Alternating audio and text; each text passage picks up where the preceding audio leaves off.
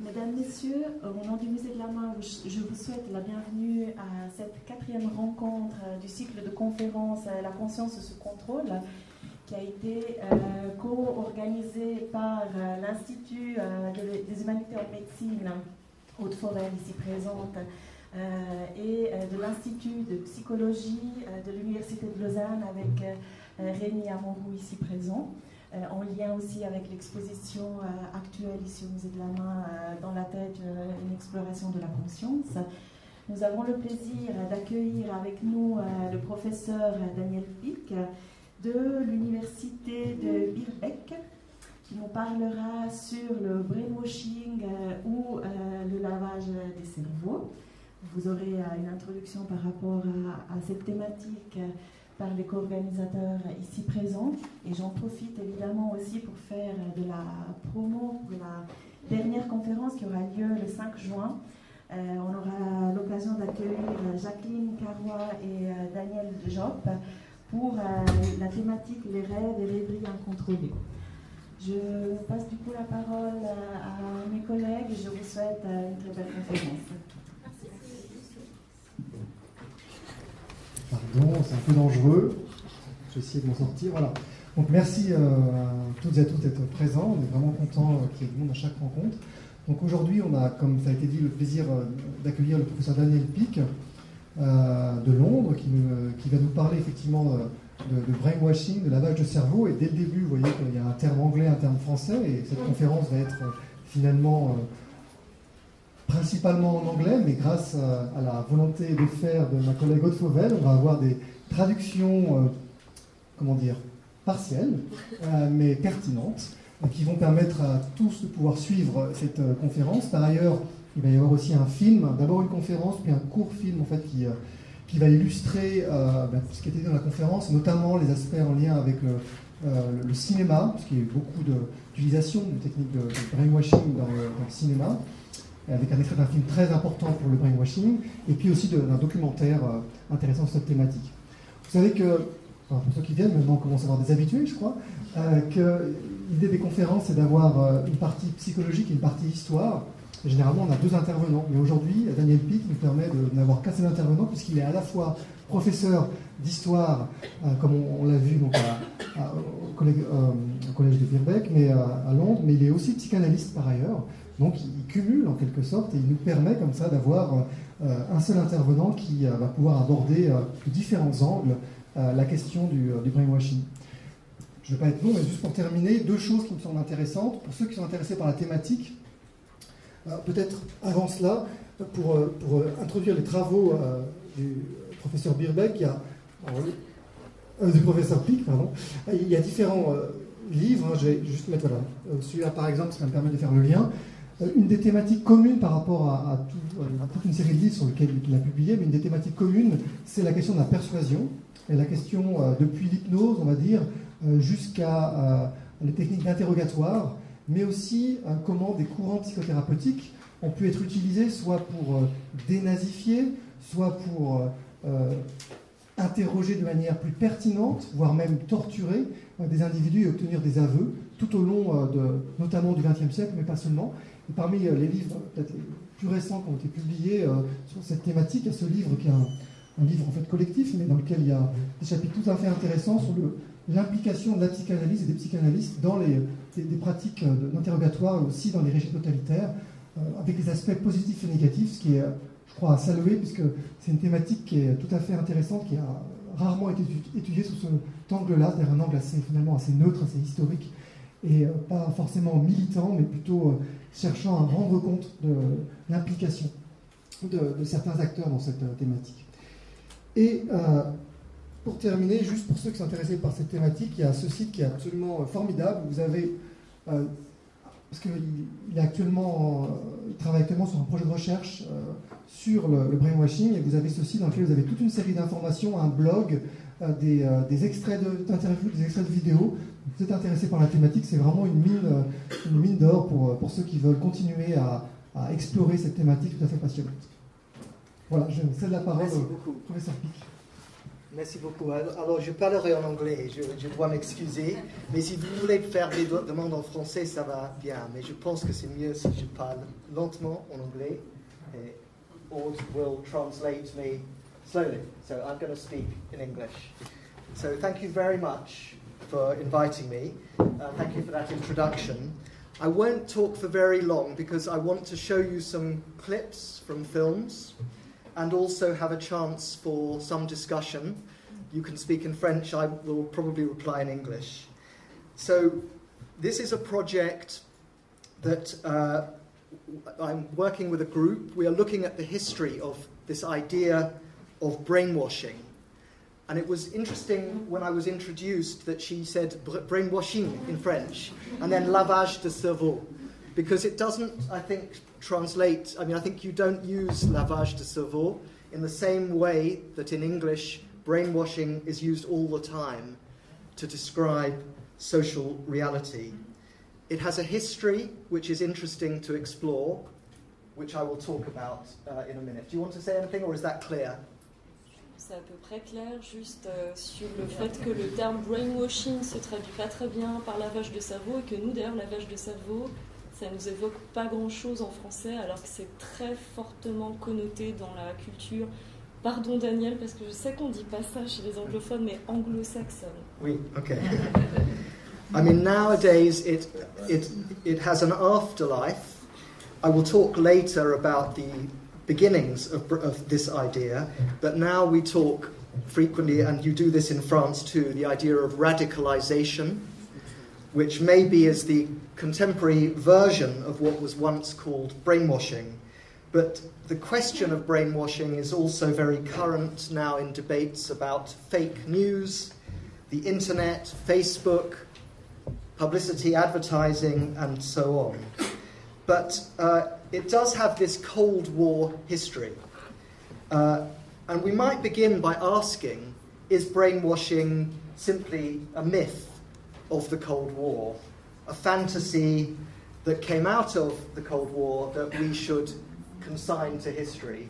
So the first question, in a way, to discuss with you is this an idea that we should really think of just as an artifact of a forgotten, of a lost past, and as opposed to an idea that we want to use now as a concept that is relevant and useful to actually think about the world we live in?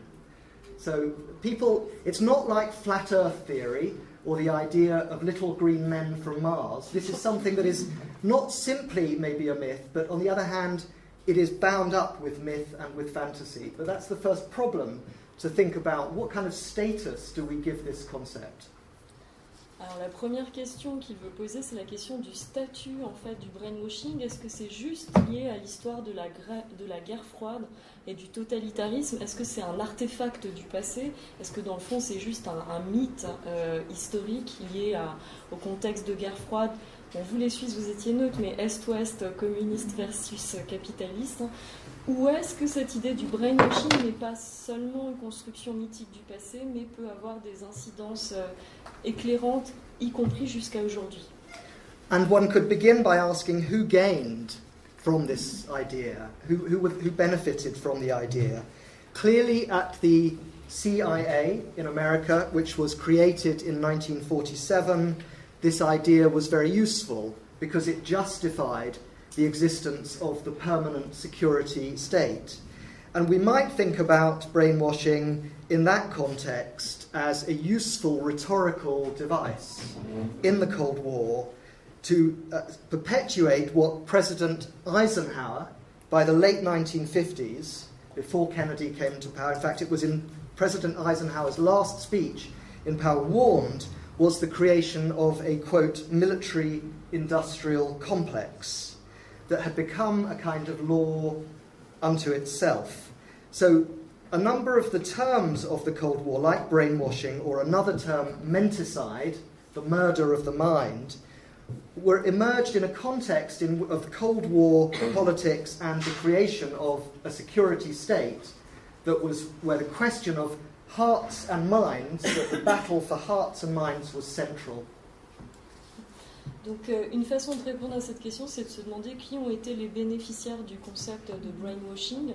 Et Daniel Pink rappelle qu'en 1947, c'est la création de la CIA, et que finalement, le concept de brainwashing, de l'ennemi intérieur qui peut commettre un menticide, ça se dit pas en français, un meurtre psychique, ça a été un outil rhétorique pour justifier en fait ce que le président Eisenhower, dans son dernier discours, a qualifié de nécessité de monter un complexe militaro-industriel. Donc ça pourrait être juste un outil rhétorique pour justifier ces dépenses d'État. And then, on the other hand, we might want to think about actually brainwashing as a description of techniques that were developed in the real world that do actually affect the way people think, not just as a rhetorical construction, but as a description of a new set of techniques that were developed in the human sciences, in interrogation, in imprisonment, in prisoner of war camps, that did involve an attempt systematically to change people's behaviour and minds, using solitary confinement, sensory deprivation and overload, drugs, ECT, repetitive messages, and so on. In other words, we are also looking at something that clearly, actually has some kind of social reality and existence. And one of the interesting commentators to write about this was Robert J. Lifton, and I will just move to my second slide. This is Robert J. Lifton, who was an interesting psychiatrist and commentator on the Cold War, and he wrote a book about Chinese brainwashing in 1961 called Thought Reform, and he suggested that if you create certain conditions, it is conducive to brainwashing people. And I just present these as, in a way, his categories, that when he looked at re-education camps in Chairman Mao's China, but also in other contexts, these were conditions in which you were most likely to be able to, as it were, reprogram people's minds. The creation of a sacred science, a cult of confession, the mystical manipulation of people, the loading of the language to favour certain concepts over others, the privileging of dogma over people, the control of the space, what he called milieu control. So you keep people in a confined space, they cannot get out and have other points of view. This works in cults, not just in prisoner of war camps. The demand for purity of thought and the power of life over death, that as it were, whoever is running the camp or the cult has a kind of omnipotent power over the inmates. And these, I think, were useful categories that he developed that still seem to me relevant now. Donc effectivement, il y a une manière de penser le brainwashing comme un outil rhétorique pour justifier la CIA aux États-Unis notamment, mais il y a une autre façon de le penser qui est aussi de s'interroger sur la réalité de l'émergence après la Seconde Guerre mondiale, de procédures en fait mises en place pour reprogrammer l'esprit humain et justifier et développer par les sciences psy, avec notamment et autour des camps de rééducation donc en Chine, mais aussi des techniques d'interrogation, d'emprisonnement qui ont été développées à cette époque par divers spécialistes. Et il parle notamment de ce livre dans lequel Robert J. Lifton, en parlant du cas chinois en 1961, montre qu'effectivement il y a en tout cas des façons de créer des environnements qui peuvent conduire à en tout cas quelque chose comme du brainwashing, donc notamment à tous ces éléments, mais pour résumer, un contrôle total de l'individu, de son environnement, par un certain nombre de techniques. So, this is an example, in a way, of a book that's now quite old. It's more than 50 years old, but I still think is useful, not just as a primary source that we study in the Cold War, but still a book that I think repays reading now, that's of relevance to us, to think about freedom of mind, the freedom to think, and the obverse, the conditions in which thinking becomes impossible. On the other hand, there are many other words we have in English and you have in French that maybe we need to compare and contrast with brainwashing. Indoctrination, magnetism, persuasion, hypnosis, suggestion, fascination, mesmerism, menticide, thought reform, coercive influence, hidden persuasion, and so on. So there are lots of other phrases we use all the time, but I want to argue that brainwashing nonetheless is different, both discursively but also in what it is pointing to in, as it were, social reality. Donc Daniel estime que le livre, à la fois, c'est comme une source historique, mais qui peut toujours nous aider aujourd'hui pour penser ce qu'est la liberté de penser et comment on peut créer des environnements qui permettent d'être libre de penser ou pas. Et il dit qu'il y a d'autres concepts que le brainwashing qui ont émergé avant ou pendant, qui sont un peu listés derrière. Mais son idée, c'est qu'il y a quand même quelque chose de spécial dans le concept du brainwashing qui se passe, qui serait différent juste de ça, par exemple, qui est le docteur Mabuse, qui est censé incarner la manipulation psychique par hypnose.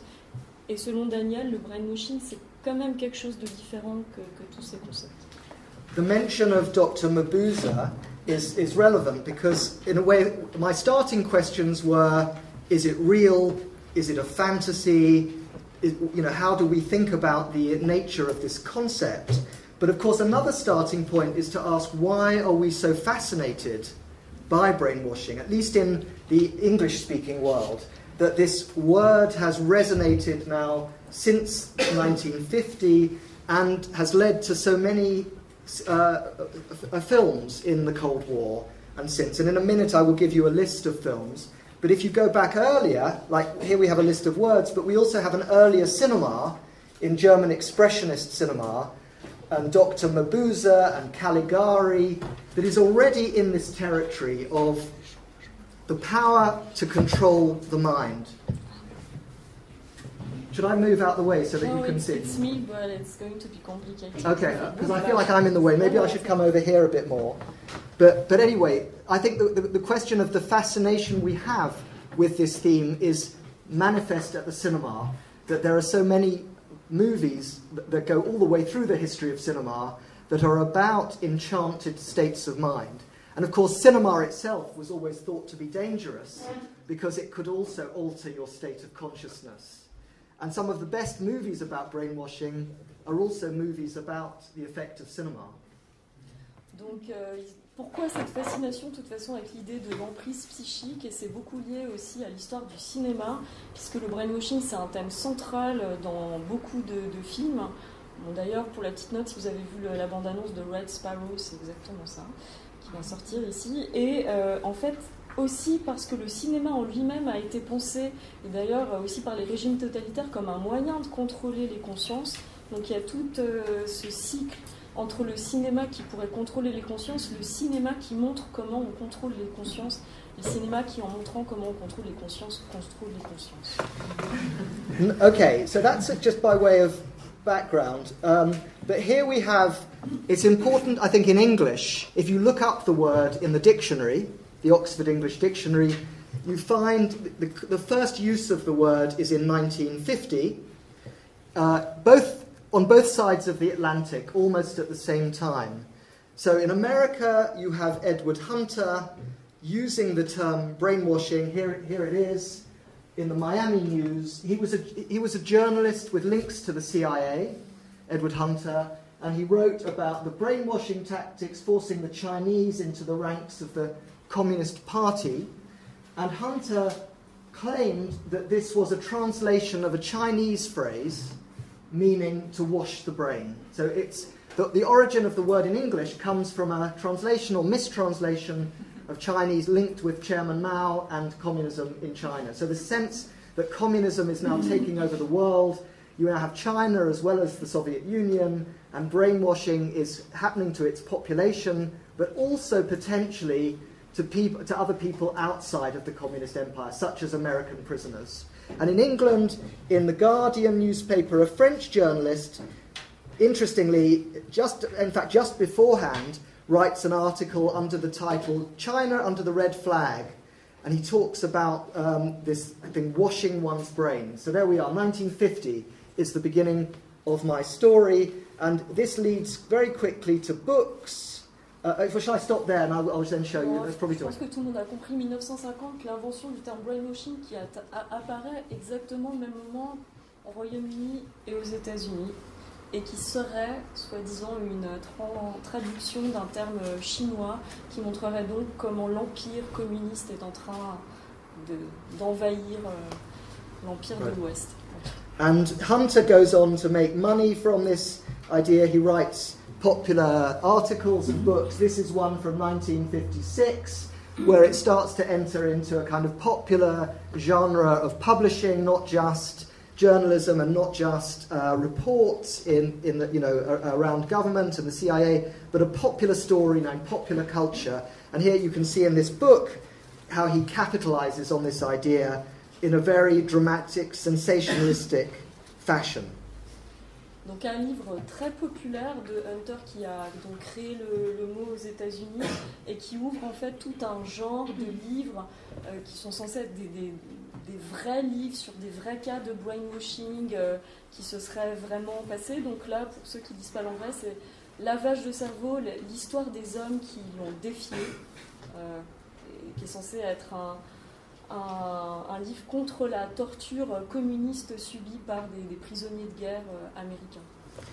And another bit of context we need. Korea is, of course, in the news today because finally there's talk of this conflict being settled, but you have to remember the Korean War between 1950 and 1953 that ends with a stalemate, and the North Korea, South Korea, and the problem of what to do with prisoners of war.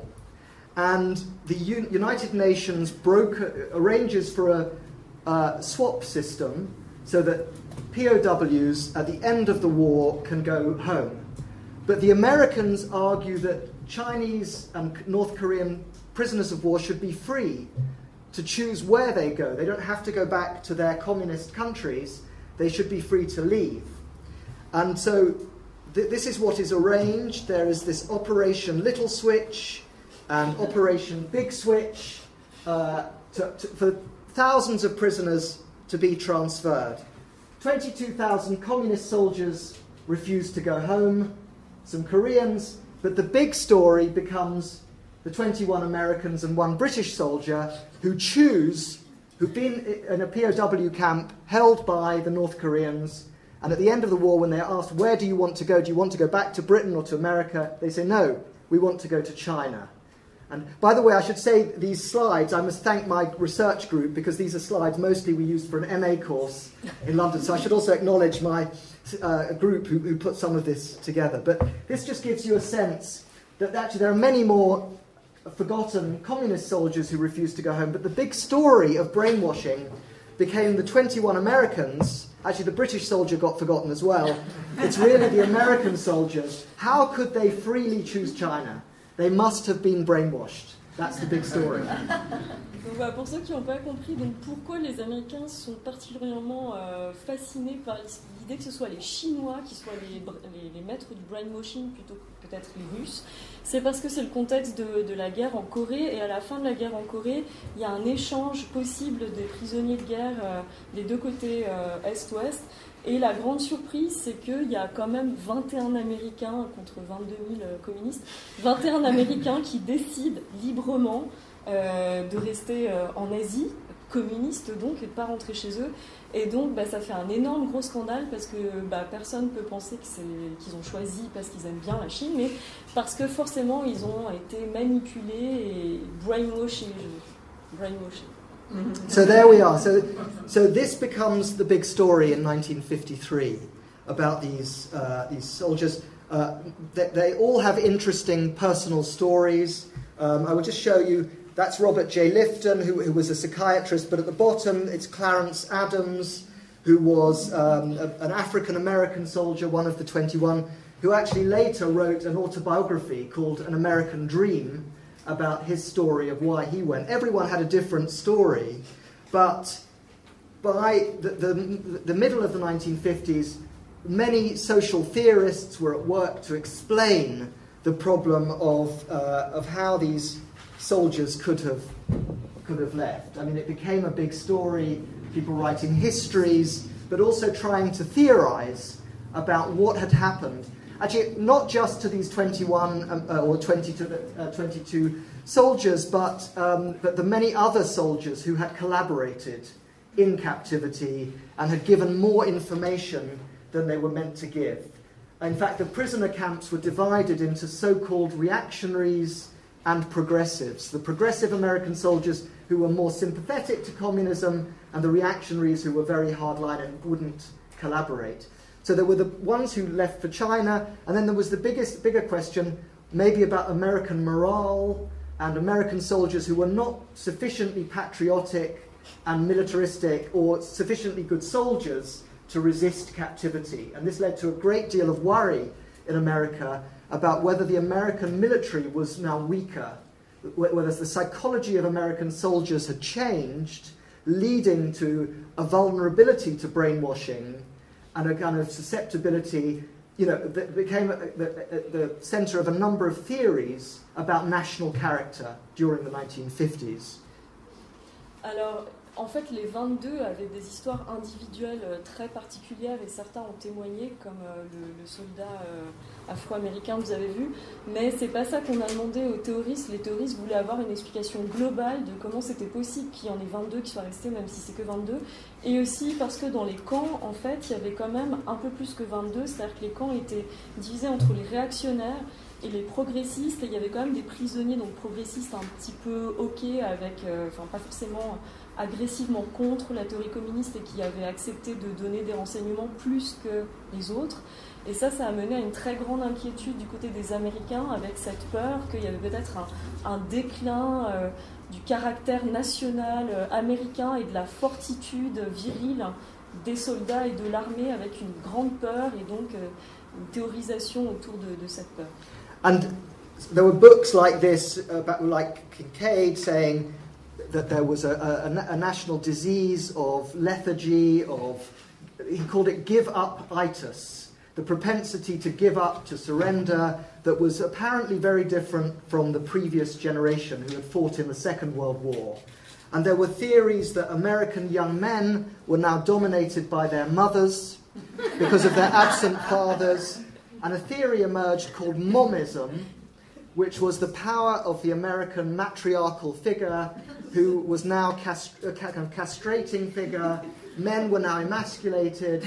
And you see this, in a way, either represented or satirized in many post-war American movies, including The Manchurian Candidate, which we will come back to in a minute. But the power of women was seen as responsible for the weakening of men. And then in Hollywood, there was an attempt to defend the men. And if you look on our website, we have a nice documentary film, a short film about Ronald Reagan and his involvement in brainwashing movies about the Korean War, in which he says, no, you mustn't blame the men. Every man has his breaking point, he says in the movie.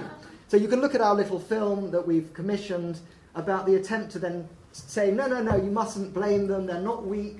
They're not mummy's boys. They're just everyone in the right conditions can be brainwashed.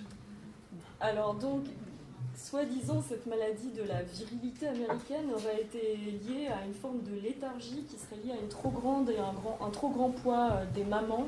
Donc ils ont même créé un terme qui n'est pas tellement traduisible, les fils à maman, voilà, et c'est pour ça qu'ils seraient devenus très faibles, et ce serait la raison pour laquelle ils seraient plus susceptibles d'être brainwashés. Mais le cinéma a à la fois défendu cette théorie, avec des figures de mères,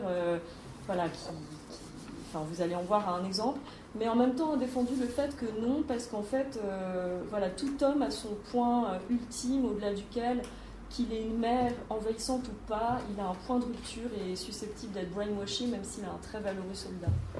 Now, I just want to talk for another 5 minutes and then I will show you the clips, but by the 1970s, you then have a different kind of literature emerging, which is about the CIA's experiments in mind control that began after the Second World War.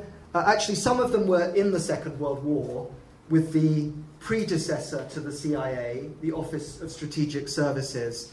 But the CIA develops a series of notorious mind control projects that end up under the Bush administration in what we know as enhanced interrogation. And I just give this is again a slide prepared by my doctoral student, but an example of one of the key books, The Search for the Manchurian Candidate, using the movie now, but as just a shorthand to describe the actual efforts at the CIA to brainwash people using drugs. And this was one of the first key books about this that starts to open up the question of what the CIA were doing, particularly under the leadership of Sidney Gottlieb, who was a poison expert and director of the MK Ultra research program that ran in the 1950s and 60s to see if it was possible to modify behavior by covert means. So this opens up then now a new literature of investigation of the work of the intelligence services in kind of experimental science, the mobilization of many psychologists and psychiatrists, and I'm ashamed to say some psychoanalysts in North America and Canada, in asylums, in CIA-funded experiments on human behavior and brainwashing that I could say more about later. But anyway, that's just to give the flavor of it. Donc dans les années 50, sont les Chinois, principalement à cause de ces 22 soldats qui sont accusés de brainwasher les gens. Et dans les années 70, en fait, il y a un gros retournement. Cette fois-ci, c'est la CIA qu'on accuse en fait de laver le cerveau des personnes directement sur son sol, avec notamment cette figure de Sidney, le docteur Sidney qui est à la précédente slide, qui effectivement était en charge d'un programme qui visait à développer des techniques d'interrogation profondes. Et la CIA, et ça a été montré dans un certain nombre de livres dont vous l'avez vu derrière, a effectivement enrôlé de manière très large des psychologues et des psychanalystes pour aussi, des psys en général, pour développer tout un tas de techniques même cachées visant à voir comment on pouvait influencer le comportement des gens, et pas seulement dans les camps mais même à l'extérieur dans la société.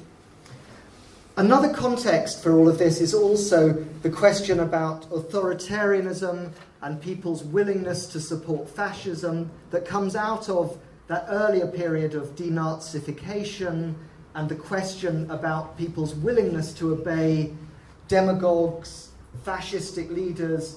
You could take this back to Adorno and the authoritarian personality, or to the experiments that people will know on obedience that Stanley Milgram conducted at Yale. And I'm just giving this as a shorthand way to illustrate that, which I think it's connected to this history of brainwashing, but it's empirical experiments now to see whether people are willing to just obey authority. So that's just, again, as by way of illustration. Donc il y a tout le contexte de la guerre froide dont on vient de parler, mais il y a aussi le contexte plus général de la réflexion post-nazisme sur la liberté individuelle et la question de la soumission à l'autorité. Et donc toute cette peur du brainwashing vient aussi de contextes expérimentaux, comme la fameuse expérience de Stanley Milgram, si vous ne connaissez pas, on peut vous expliquer après, qui montre que les gens ont finalement une assez faible résistance quand on est autoritaire avec eux, et donc le brainwashing, ça joue aussi là-dessus, et comment penser la liberté dans ces conditions.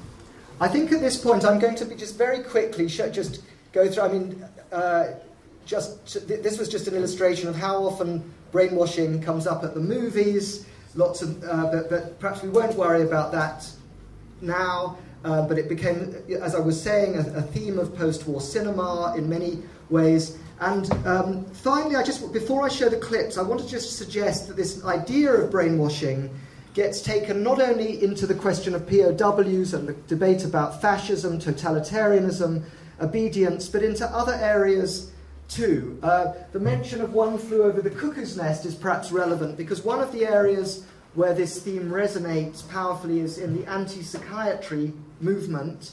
The idea that the clinical professions are now so complicit with forms of social engineering, normalization, that they are themselves becoming forms of brainwashing. Another area is in early 1960s feminism, where commentators compare the experience of American POWs in Korea with the life of women in suburban America, pushing their trolleys around the supermarkets. And you get movies like The Stepford Wives over there, which was about a response to this idea that women are being turned into brainwashed victims because of social expectations and so on. So this language of brainwashing starts to expand into new areas: anti-psychiatry, the critique of clinical knowledge, and debates about feminism, and so on. Donc, depuis la question politique et toute cette interrogation sur la résistance au régime totalitaire, en fait, depuis les années 70 jusqu'à aujourd'hui, en fait, le terme de brainwashing est devenu beaucoup plus large et beaucoup plus populaire dans tout un tas de sortes de films qu'on a vus, et il y en a plein qui jouent là-dessus. Mais aussi, par exemple, a été renversé pour dire, notamment dans le cadre du mouvement antipsychiatrique, normalement les spécialistes psy sont censés aider les gens, les soigner, mais en fait, ne sont-ils pas des agents de contrôle au sein de la société, y compris dans leur rôle théoriquement thérapeutique, et aussi dans le cadre du mouvement féminisme des années 60 jusqu'à aujourd'hui, avec cette idée qu'il n'y a pas besoin d'aller en Corée pour voir du brainwashing ou de s'interroger sur les soldats qui seraient dévirilisés par leur maman. On peut aussi renverser l'équation et voir qu'à la maison, les mamans sont dans le fond assez brainwashées et obligées de se conformer à un modèle qui les rend comme des automates psychiques, pour prendre un terme français. And as you can see here, I mean, in debates about cults, there is also the concept of, I haven't put it here, but Stockholm Syndrome, about people when they're kidnapped, that they identify with the aggressor. Debates about the legacies of colonialism and the effect on the mind of identifying with, you get this with Fanon's work. And you get this idea of a kind of brainwashing also in debates about advertising in and beyond the 1950s. The famous early text is Packard's book, The Hidden Persuaders, which we've kind of used in our title for our project, but that advertising plays on the unconscious and in effect brainwashes people. So the whole kind of notion of brainwashing starts to boomerang back and to become a kind of mirror on liberal Western societies, not just on totalitarian Eastern societies, in all of these ways. Dans le contexte, notamment aux États-Unis, en fait, ce terme de brainwashing aujourd'hui est utilisé pour couvrir des tas et critiquer des tas de choses. Vous avez un exemple, le contexte post-colonial, la publicité aussi. Est-ce que la publicité n'est pas une forme de persuasion cachée, d'autant qu'il y a beaucoup de psys qui travaillent à faire des publicités, etc. Donc c'est un mot qui est très largement aujourd'hui sorti de son contexte de guerre froide. I think at this point we should see these two clips. So one is just a famous moment in The Manchurian Candidate, which was made into a film. It was a novel and then made into a film in 1962. It is about a Korean War POW who is sent back to America brainwashed in order to kill the President of the United States. This is the year before the Kennedy assassination. The movie is interesting because it was thought that Lee Harvey Oswald saw the movie, so there's a complicated story. The movie gets removed from circulation after Kennedy's death, but the scene I want to show you is it's almost like a satire. It's about the fears. It's like a sort of satirical story about extreme forms of brainwashing. So it's kind of it's a complicated, a bit tongue-in-cheek, humorous, but also playing on the idea of brainwashing. And the other clip I want to show you is from a documentary that we commissioned on the website, which you can see the full-length version. The full-length version is about half an hour, which is the story of one of the 21 Americans called David Hawkins, who went to China and then went back to America. And he talked to us a couple of years ago. We did a long interview with him.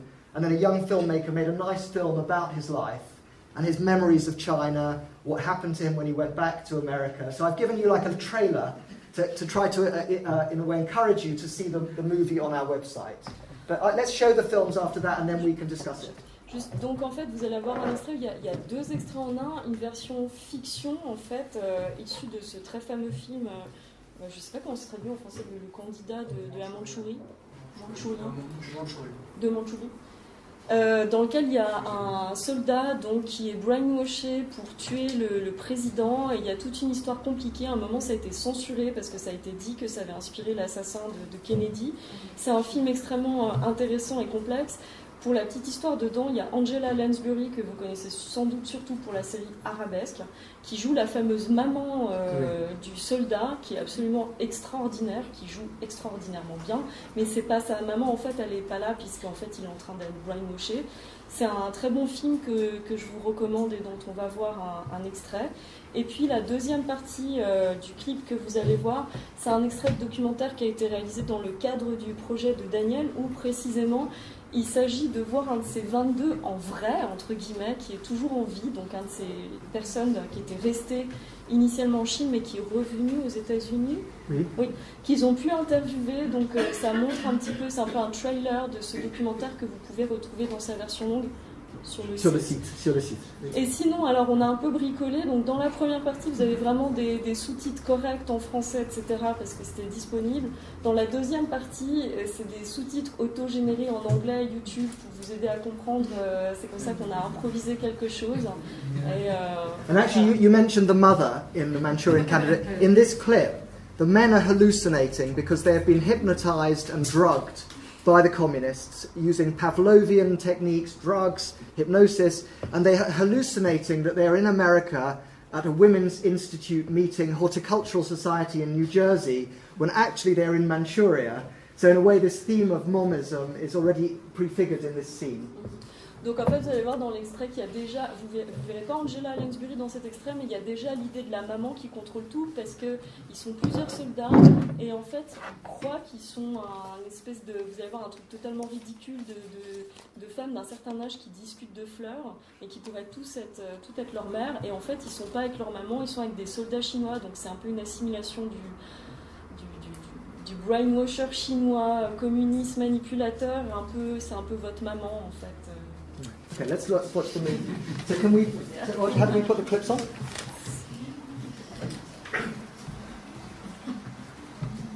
Et il faudrait mettre le son. Martine, c'est bon? Okay.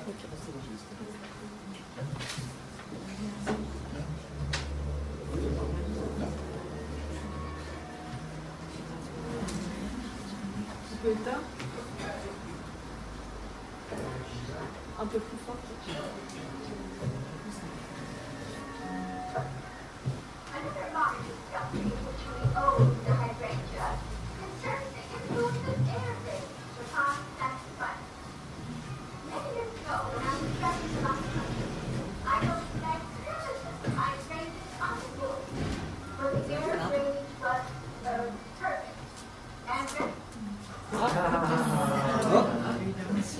Ah, Martine, ça a coupé le courant pour le projecteur. Alors, attends. Alors, je vais mettre sur pause. Alors, il faut attendre que le projecteur se rallume. Et Martine, c'est le volume maximum. Je crois qu'on ne peut pas mettre plus fort, en fait. Donc, on va attendre que ça se rallume.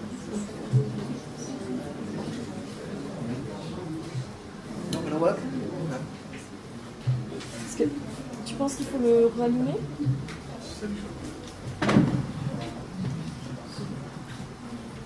Sorry.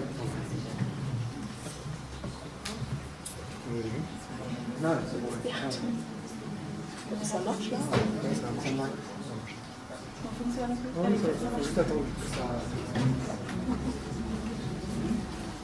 If you like, we could, while we're waiting for that to come back, we could see if anyone has any questions, I suppose, in the meantime. If you like to do it.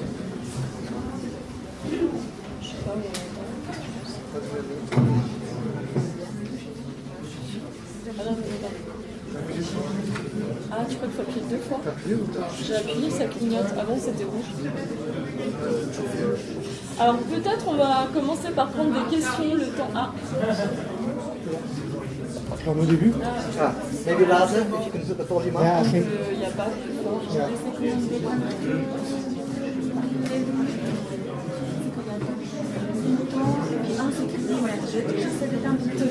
Ouais, mais ça risque de refaire sauter. Non, c'est bon, je pense. On va pas essayer d'éteindre les lumières, sinon ça risque de tout faire sauter. Par contre, le son est pas très fort, mais il est déjà au maximum. Donc, c'est au max. Je relance depuis le début.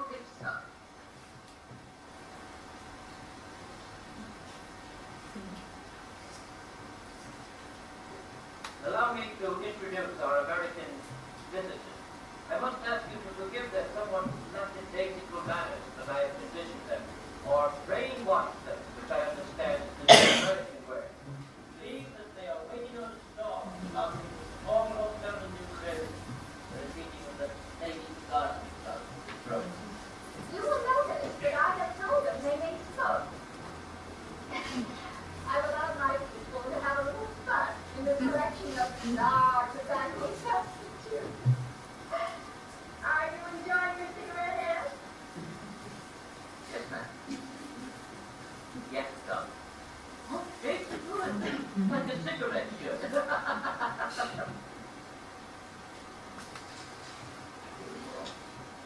Oh, look, I still have my pass to the Mayday Parade.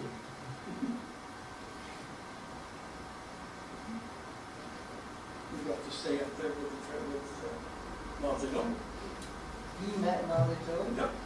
Not from the podium. What was he like? Kind of chunky.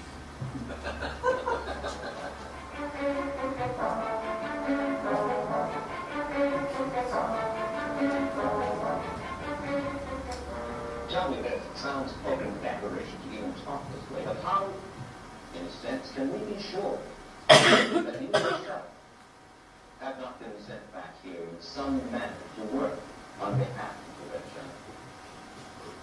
You wouldn't know for sure. Red China's battle plan is a blueprint for world revolution.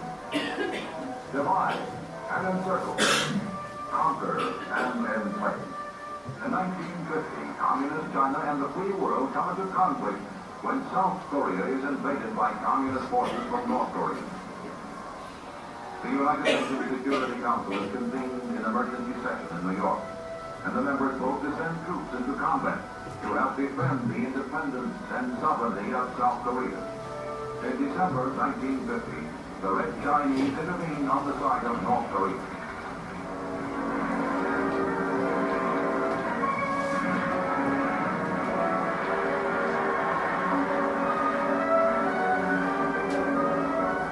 For 2.5 years, the U.S. and Communist troops fight and fall in Korea.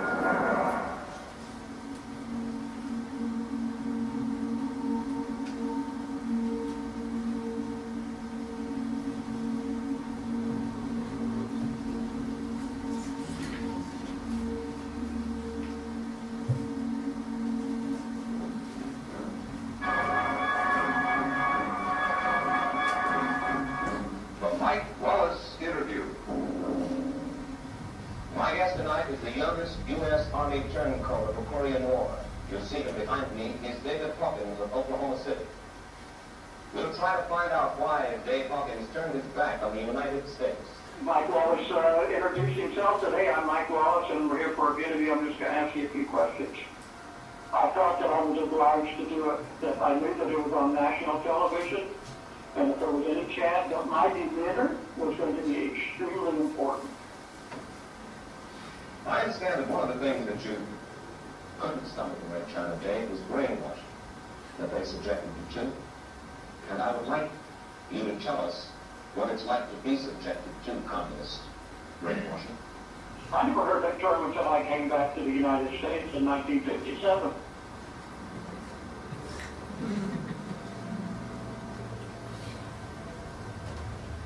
I was raised in what you would call a Brooklyn home, and my father left for overseas in the Second World War when I was about 6 years old. I didn't see him again until I was 12. And during that time, my mother had become very religious. I spent a lot of my time in church, and I missed the idea that I didn't have a father. I was 16 years old at that time. So I decided that an escape for me would be to try to get into the service. And 1 month after my 16th birthday, I was accepted into the Army. And so I was shipped off to basic training in September of 1949, and that began my Army life. The Army needs young men with brains, and it trains many 3-year volunteers at its fine technical schools in engineering, electronics, atomic energy, transportation, and many others. Oh my God, the Army was my family. I loved it. I thought that was the greatest thing that happened to me. I really took to Army life. I really enjoyed it. In the cold Korean winter, United Nations troops once again hit the road toward Korea's capital city of Seoul. When we were told we were going to Korea, when we were alerted, none of us knew where the hell it was. We had to look it up on the map, but my word was Korea, and we're wondering, I think most of us saying, well, what the hell are we going there for? So you can see the whole film on the website if you want to watch it. It's free, a free download.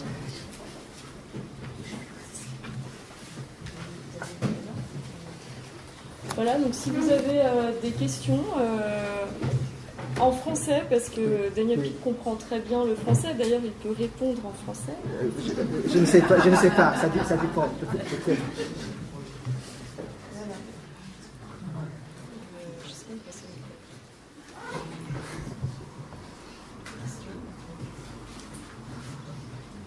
Je me demande si la parole brainwashing existe en français dans votre langue. Does this seem a very English and American obsession with this word, or does it seem like it speaks to a Swiss, or Swiss or French or German or Italian, Swiss context? Ici, on est plutôt dans le pays des mentalistes hypnotiseurs. Yeah. Merci à votre conférence. Vous nous avez montré l'aspect ouest.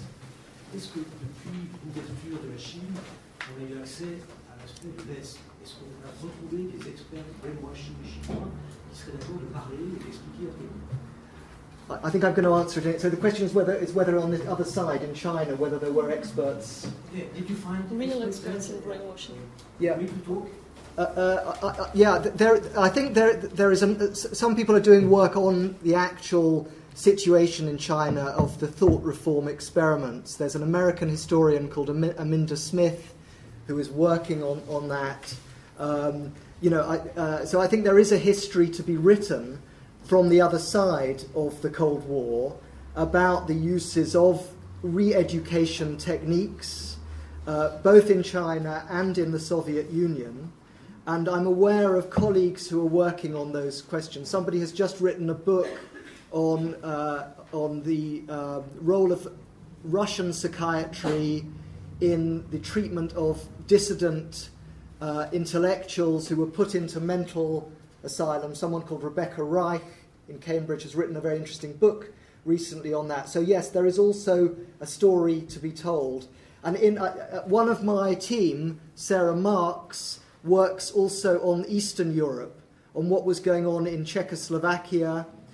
So I know a little bit about that. In Yugoslavia, there were re-education camps under Tito in which people were required to, in order to be rehabilitated politically, they had to also work in groups and reveal their dreams or their sexual fantasies.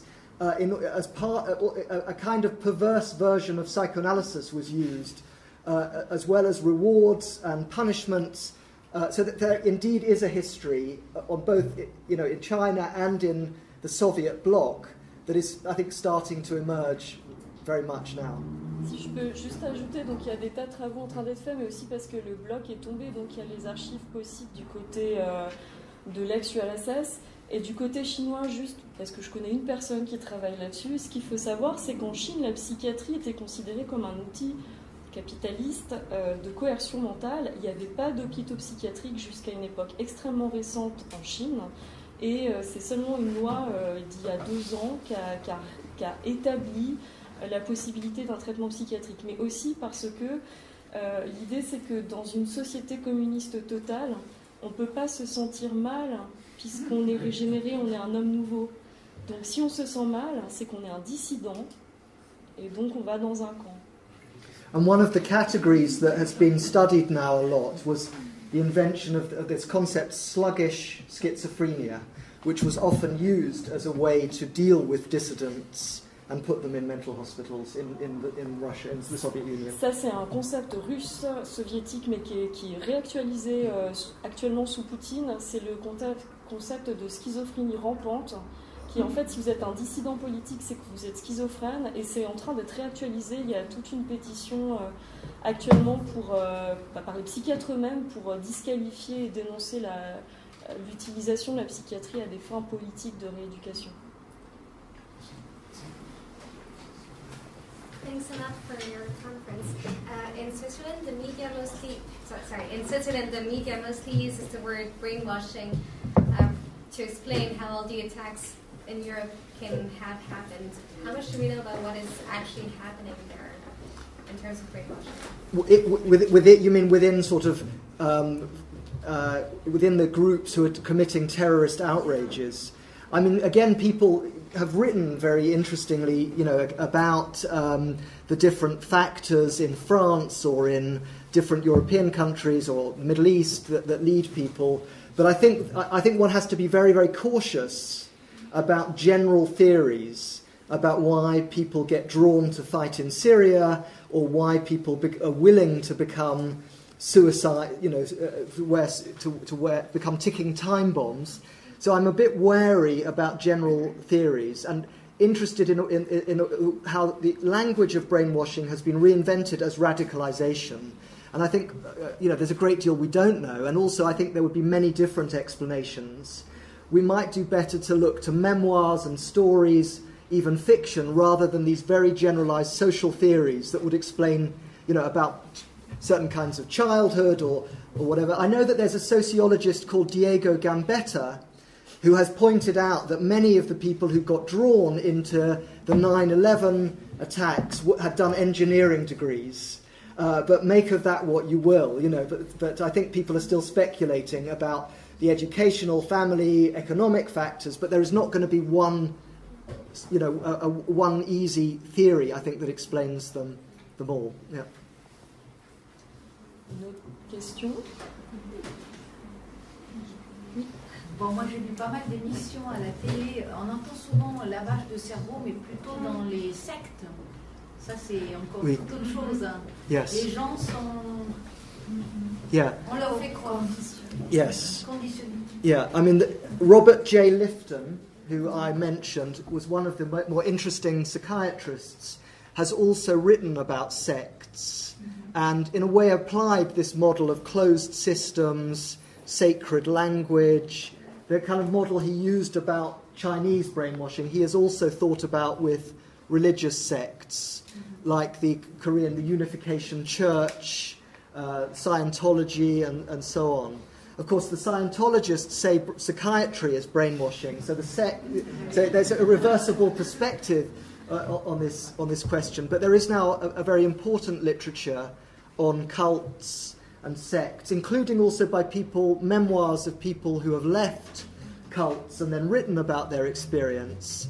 There's someone actually who was a colleague at Birkbeck called Alexandra Stein, who was in a kind of ultra-Marxist cult on the East Coast in America, and then has written a book about her own sense of herself being brainwashed in that. So yes, there are many books.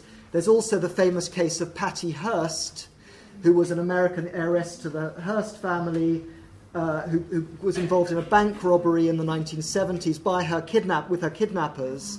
And Robert J. Lifton became an expert witness for the defense, saying this concept of Stockholm syndrome. So yeah, and this is also part of the history. Le brainwashing comme argument de la défense en cas de crime. Oui. Ça. Une dernière question, Camille. Oui, moi j'aurais une question. J'ai trouvé très intéressant ce panorama dans la culture populaire, de voir la réception de ces théories de brainwashing. Mais dans le monde scientifique, est-ce que c'est possible d'être un psychologue dans l'après-guerre et de ne pas s'intéresser à ces questions-là? Is it possible to not be interested in the question? In the Cold War. Well, I'm sure it's possible to do something else. But I think when you start studying it, many of the experiments in psychology, many of the questions about the future of the mental asylum, even debates in psychoanalysis have resonances with the question of mind control and the factors that make it more or less possible for people to think.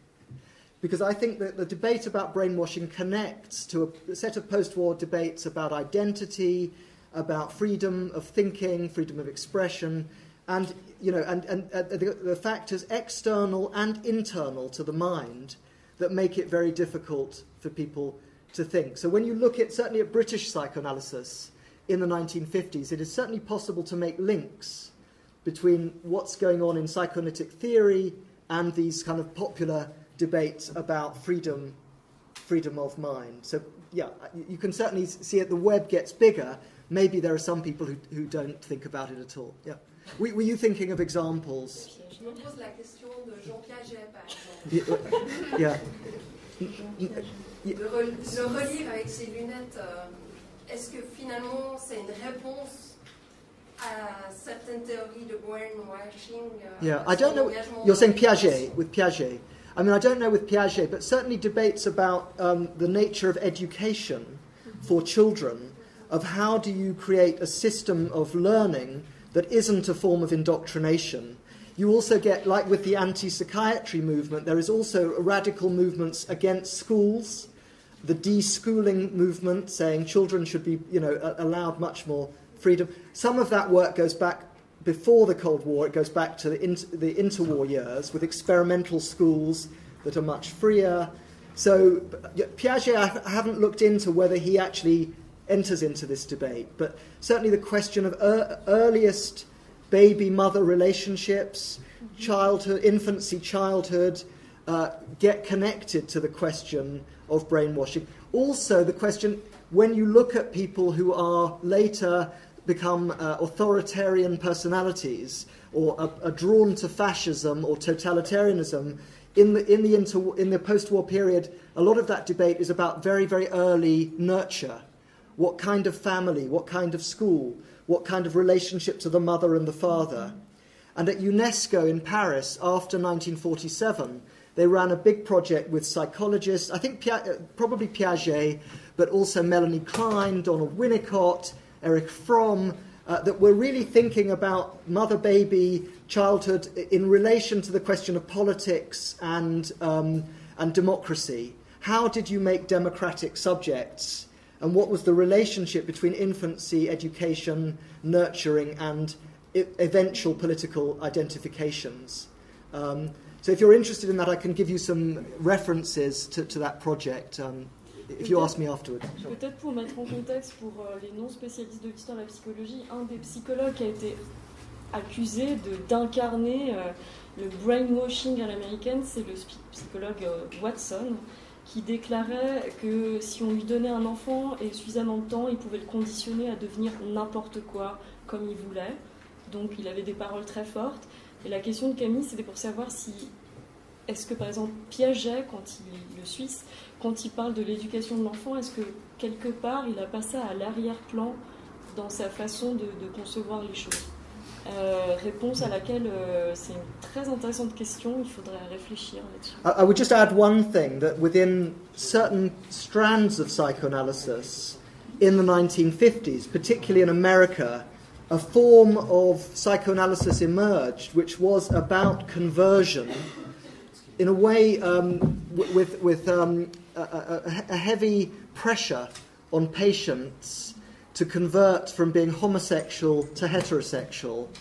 And that, unlike Freud, who in a way generally was more questioning of anybody's sexual orientation, post-war American psychoanalysts, a number of them, put pressure on patients who were gay, who were homosexual, to have to convert. And they used methods of suggestion and reward and threat, like we will stop the treatment if you go on in a same-sex relationship. So there was, in a way, a disturbing development within post-war psychoanalysis, particularly in North America, but to some extent elsewhere as well, to sort of pressure people into changing their behavior and their identifications, which is very different to the ideal of free association, which Freud invented.